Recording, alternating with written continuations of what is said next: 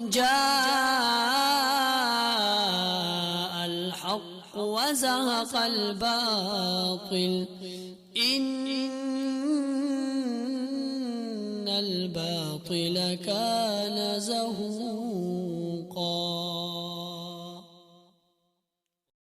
بسم اللہ الرحمن الرحیم. السلام علیکم ورحمۃ اللہ وبرکاتہ. محترم سامعین، دارالعلوم کراچی کے رئیس شیخ الاسلام حضرت مولانا مفتی تقی عثمانی صاحب دامت برکاتہم العالیہ اور قائد جمعیت حضرت مولانا فضل الرحمان صاحب دامت برکاتہم العالیہ کے درمیان بہت ہی اہم ملاقات جو سپریم کورٹ کا فیصلہ حالیہ دنوں میں آیا تھا، سپریم کورٹ کے اس فیصلے کے بارے میں جو متنازع تھا، ان کے بارے میں بھی بات چیت ہوئی ہے. اس کی قانونی، شرعی اور آئینی حوالے سے مشاورت ہوئی ہے.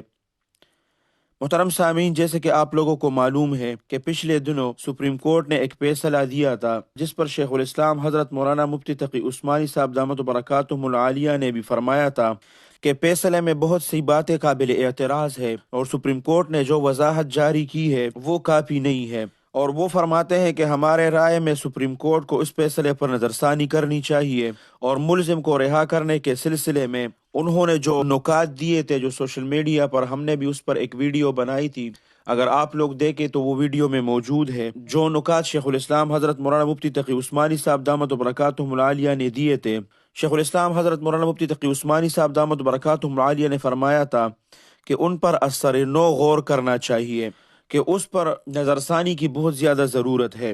تاہم یہ بھی فرمایا تھا کہ عام مسلمان مطمئن رہے کہ اس مجمل اور قابل اعتراض فیصلے سے قادیانیوں کے بارے میں شریعت، آئین اور قانون کے طے شدہ موقف پر کوئی اثر نہیں پڑتا، اور یہ بھی فرمایا تھا کہ یہ خیال غلط ہے کہ اس سے انہیں کھلی چھوٹ مل گئی ہے، لہٰذا کسی انتشار میں مبتلا ہونے کی ضرورت نہیں ہے. البتہ یہ بھی فرمایا تھا کہ چیف جسٹس صاحب کو ان گزارشات کو سنجیدہ لینا چاہیے جو شیخ الاسلام حضرت مولانا مفتی تقی عثمانی صاحب دامت برکاتہم العالیہ نے ان کو دیے تھے، اور ساتھ ساتھ یہ بھی تاکید کی تھی کہ ایسے اقدامات سے پرہیز کرنا چاہیے جن سے عوام میں انتشار پیدا ہو اور ان کی ناکافی وضاحت پھر دینی پڑے.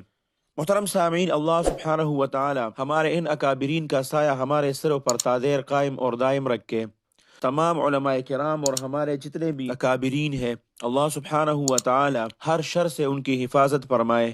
اللہ سبحانہ و تعالی آپ سب کو اپنے حفظ اور امان میں رکھے، اپنے خصوصی دعاؤں میں یاد رکھے. السلام علیکم ورحمۃ اللہ وبرکاتہ. جاء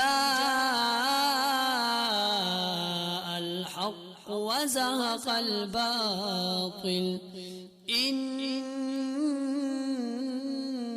الباطل كان زهوقا.